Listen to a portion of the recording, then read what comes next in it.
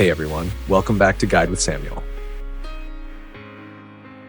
In today's quick guide, I'll explain the top reasons why your Wise account might be blocked and how to fix it step by step. Let's jump right in.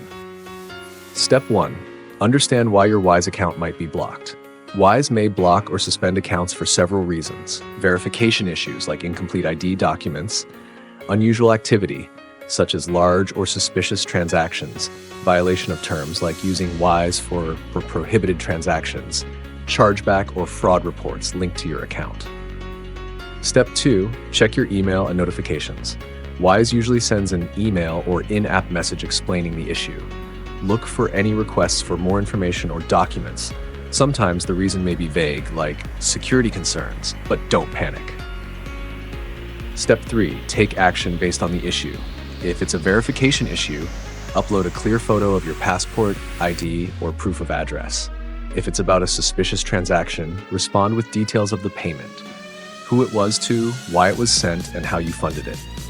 Avoid making multiple contact attempts. Wait for Wise to respond to your current ticket.